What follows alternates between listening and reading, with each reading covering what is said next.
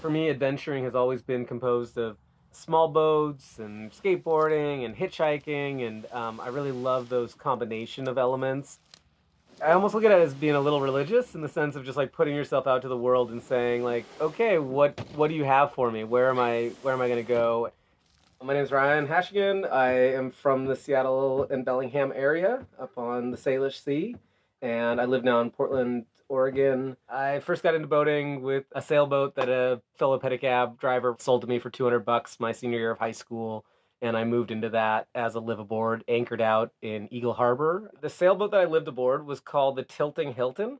It was an old Bayliner Buccaneer, and we like to joke that it sailed really well downwind, about as good as a piece of driftwood sails downwind.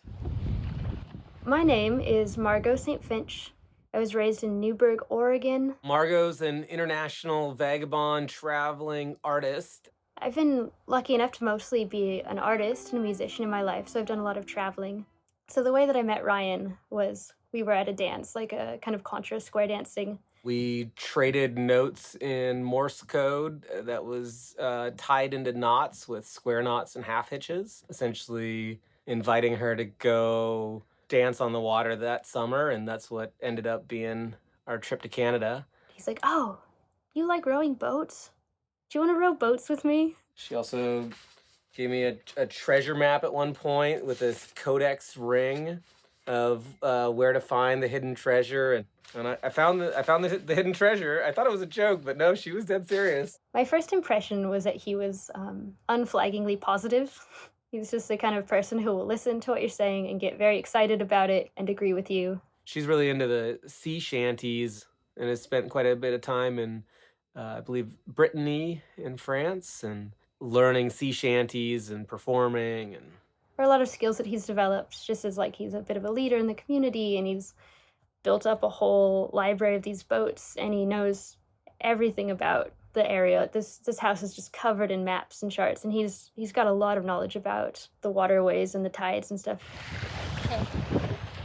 it's called Ha, rowing vessel Ha.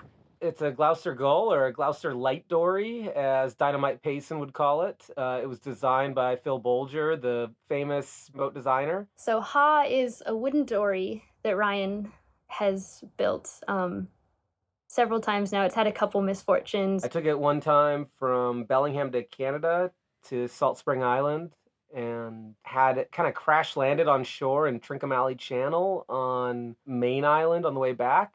Rebuilt it then. Took it down the Nooksack in a big flood, and it got pretty damaged there, and rebuilt it again. And yeah, and I've built it and then reconstructed it probably 3 times. Yeah, 3 or 4 times, depending on how you count. I think when he met Ha, she was like a foundered wreck somewhere and had to be completely rebuilt and from just being some sticks. One of my neighbors from out in Eagle Harbor, where they had said, "Hey, if you want this, it's yours, but you got to get it to float first." When we first took her out on a big trip, we took her out and she was like laden with stuff, and I had my accordion. When I first got in her, she has this reserve buoyancy, and I was pretty uncomfortable about the whole situation because every time Ryan like wiggled in his seat or grabbed something, it just like the whole boat did this rocking thing, and it made me really nervous. But I just asked a couple questions like, "Are we safe? Ryan, are we really safe? Ryan, do you really trust this boat? What if the seas get high?" And he's like, "We got this." Gave it a shake. He's like, "We got this. Don't worry about it." And yeah, after a day or two going over some of those wind waves and stuff, I was like, okay, yeah, she's a good boat. So basically what's going on is Ryan is just about to get home from a very long and serious day of work. We might or might not fix this boat right now, but we're kind of set up to at least get that started. Now we're just gonna pack up the truck, and we do this every Friday, I guess. He gets home. When I was working during the school year, I'd get home and we'd just pack it up and be out of here, usually by the time it was dark, or like, even if not, no worries, because the idea was just if we wake up somewhere else, like somewhere outside of Portland, we're way more likely to go on a big adventure. So we just would, put everything in the truck and hit the road. Well, I mean, one idea is start in the saltwater and we head towards freshwater.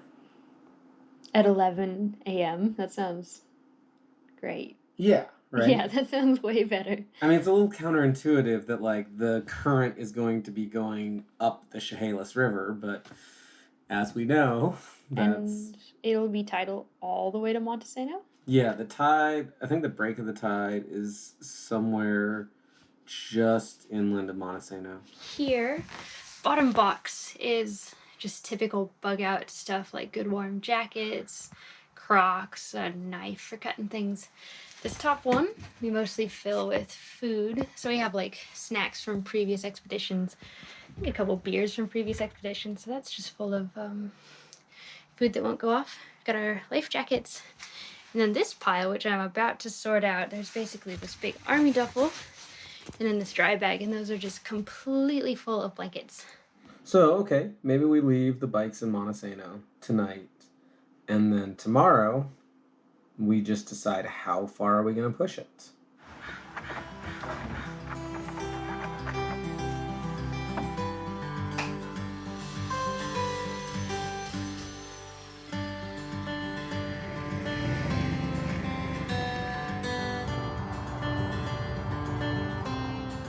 Showing y'all it's like we thought, rocking and right at 11.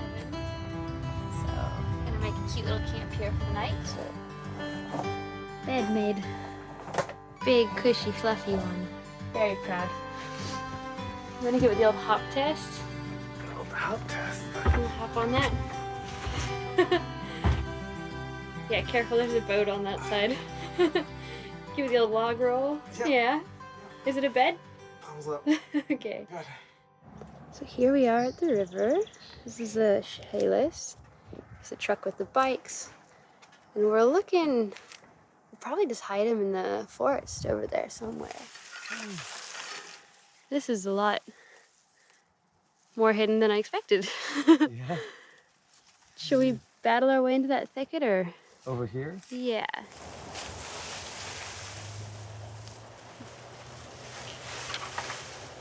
Yeah, use it like a battering ram.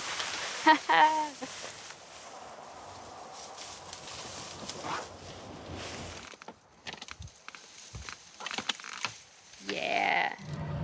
So we're hoping to make it back here real soon. Yeehaw! Alright, here we are at Ocean Shores. Here's our not completely beautifully packed dory. Oh, you've gotten spoiled with that aluminum canoe.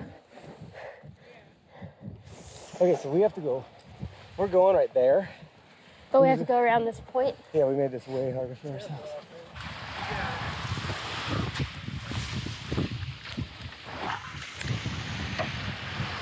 Okay. Goodbye, land. Goodbye, beach people. Yeah, this is interesting. We're outside the mouth of Grace Harbor to some extent. Like, that's the ocean. A little tempted just going out there. Feels crazy to be in the dory again. Definitely the first couple times we moved in it, I was like, whoa! It's got that buoyancy that's got a crazy feeling on the back here. But now it feels good. So right now, we've just passed off these two markers. Nice. And then we're gonna head south of Sand Island and head on in, just skirting the airport. The conditions look really good. We're heading for some big old building right there. I think it's fair to call that civilization. I think that's probably... Can you call Aberdeen civilization? Holy jeez. We've got a giant whale heading towards us. Can I have the... Can I get...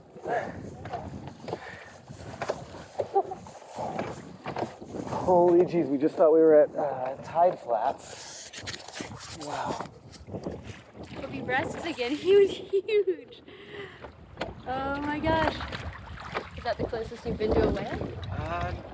No, but it's the closest I had one heading right at us, unexpectedly. What do you think of that? Oh, I was stoked. I wish you would have gone right under some popped back out. I would have.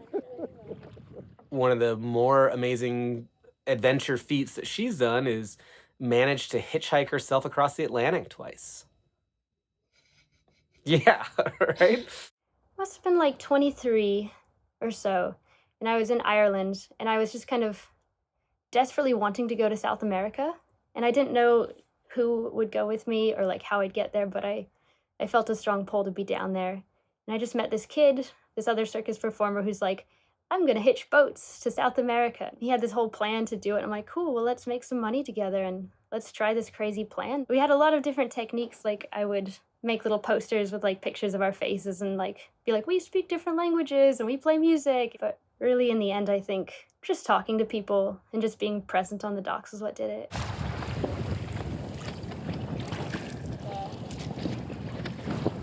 Yeah, it's a little crazy out here, but I feel very, very confident with this rower. Yeah, we've handled some weird stuff. Okay. Wow, those sharks just jumped out. Are you serious? Yeah, like broadside jumped out, midair, belly flop. Yeah, we've been having a lot of shark activity today. What are they called? Seven gill? Seven gill sharks. Seven gill sharks. Yeah, they're big boys. I saw one jump out, like you just said, broadside. He was like 4-foot shark, just like just up in the air. We'll try to catch one for you guys, but I think every time there's a big splash next to the boat, it's the sharks, because the seals just kind of pop up and say hi. This has been nice. I mean, we've been riding a flood tide and been riding downwind for the most part. Just gotten a little funky. We've crossed Grace Harbor. I feel like we're starting to head into the Chehalis estuary, but maybe that's just being optimistic. I think what I like most about being on the water is how incredibly simple it is. I don't always notice it when I'm out there. Sometimes I'm like so in the moment of like struggling to survive or, you know, watching the weather and being so aware of stuff. It kind of feels just like life and it feels really natural. You know, like when the water's really big, we're just kind of really completely focused on staying safe. When the water's really calm, we're just completely focused on the beauty of it. I like how easy it is out here. It makes the world feel like a nicer, simpler place to be, like easier to understand my place in it. Oh, one of the things I love being about on the water here is I honestly feel a little homesick for the salt water and the Salish Sea, and being here in Oregon, playing with little boats on rivers is, you know, the best way that I can to, you know, have that be part of my life.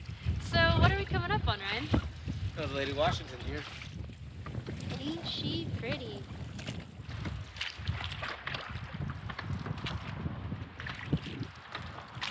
So, I guess what we're doing is we've crossed the current and we're on the wilder side, on the far side from Cosmopolis. And we've got our eyes peeled for a camping site. We were kind of thinking about checking out those abandoned looking docks, but we realized it's probably rude. So, dreamy as that would be, we're looking at wilder places. Yeah. Here, I'm just gonna pull it into the muck here. Okay, well this little patch of green wildness is our home for the night. Started getting dark and we've been fighting that current long enough. We're calling it the drawbacks are an army of mosquitoes ready to eat us alive. But the plus side is we're sleeping right next to the river. And there's nobody out here and it's gonna be absolutely beautiful.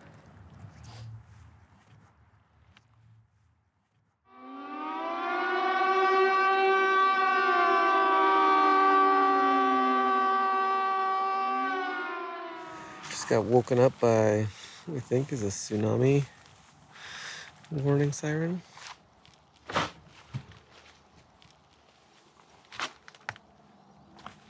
We've had a plan change, but we feel like it's probably a pretty clever one. We got woken up this morning by a really loud siren in Cosmopolis, and we jumped out of the tent and scrambled and packed up in case it was problematic, but what? In case it was what? In case it was a tsunami or something, hurricane. All seems good. So we're on the river. The tide is still ripping out, so it would be a huge slog to get ourselves up to Montesano.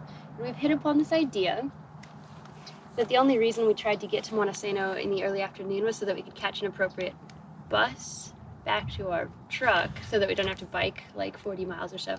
So what we're gonna do now is we're gonna ride the sweet tide back into like Hoquiam, Aberdeen, grab the truck, bring it up a little closer so that we have an easier bike ride. The tide's gonna flip on us, so by the time we've got our truck back in place, we can still go all the way back from Aberdeen to Montesano on a beautiful incoming flood tide.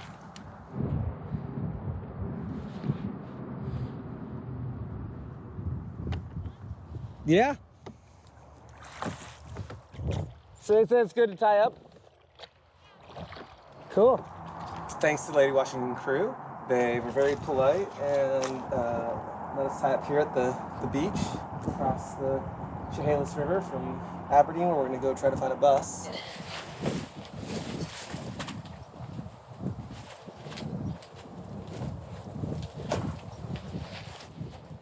I always try to like flirt with that line of playing with your comfort zone, of just getting in just enough trouble, but knowing that you're still within safety, but just kind of pushing your limits. So, essential bus rides only. We just found out means Monday to Friday. So we're gonna walk ourselves out of town, find a piece of cardboard. I just bought some Sharpies. We're gonna try to socially distant hitchhike, maybe in the back of somebody's truck or something.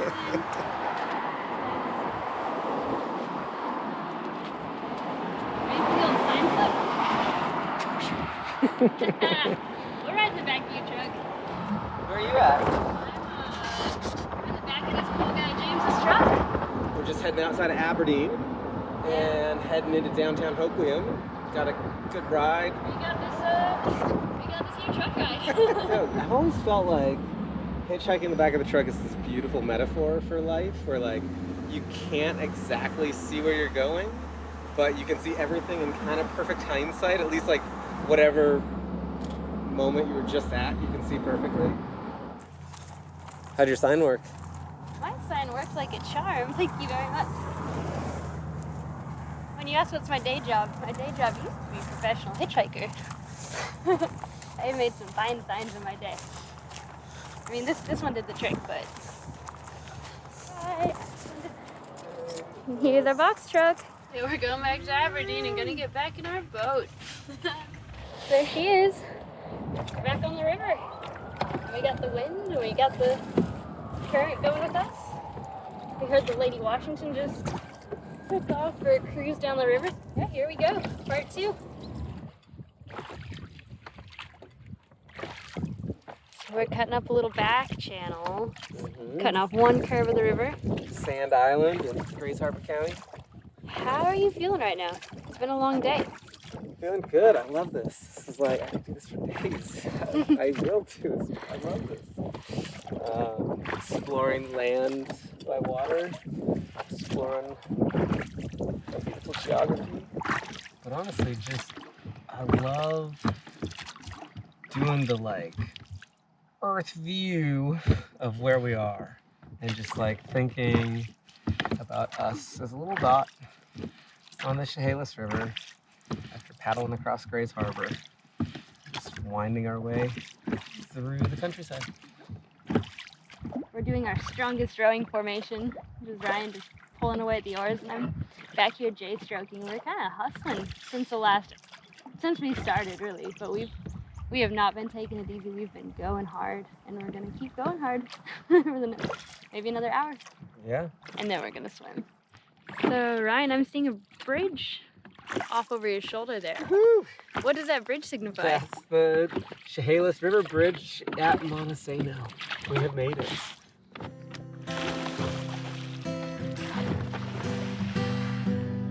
it feels good.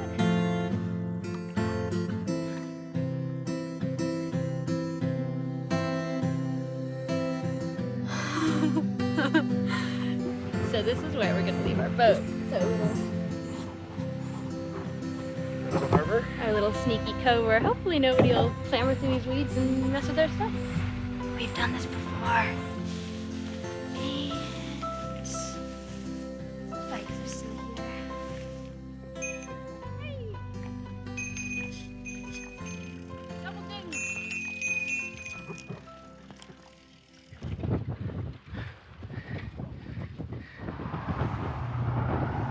Okay. What's happened? I think so much glass on the side of the road. I tried to check it and point it out because you were behind me. My tire is flat. Oh no. About 3 miles away from the boat. Like 9 miles. We've done 9 miles. Oh, 3 miles from the boat. 3 miles from the boat, 9 miles from the truck. How are you at riding handlebars? I'm pretty good at it. Woo. Point your toes. So why are you such a pro at this? I've pedicabbed for 20 plus years or something. Can you take customers on your handlebars? I take people on tricycles. All over.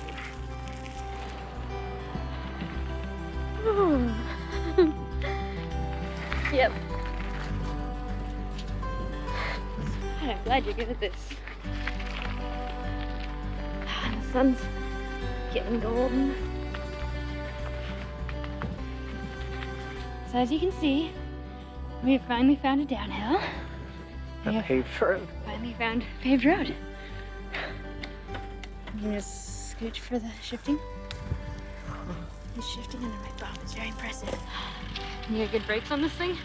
I haven't checked in a while.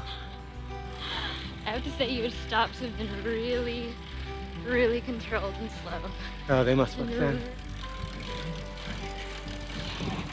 Yeah, this was a special trip. I have to say, Ryan and I have now done a bunch of rivers and a bunch of rowboat paddling together, and I think we've never had this many misadventures or this many logistics. I feel like it's always like, oh, we forgot this or oh, we forgot that, but it's never been quite this much of a thing. We had a Rolox break in the middle of the Columbia and had to jog back 4 miles on the side of the highway, but you don't think we have this beat today? maybe. We'll see, we're not there yet. Just another adventure, exactly. We're not done yet. Stay tuned. It's the final stretch. We did have a team meeting about whether or not Ryan should just, ride the last mile or two on the bike, but he said it's okay if I come along and get some of the glory, so. No, it was a group decision. Visual glory. We're gonna share the glory of reaching the truck. Our bums are both hurting from paddling and pedaling, but we got this. We got this.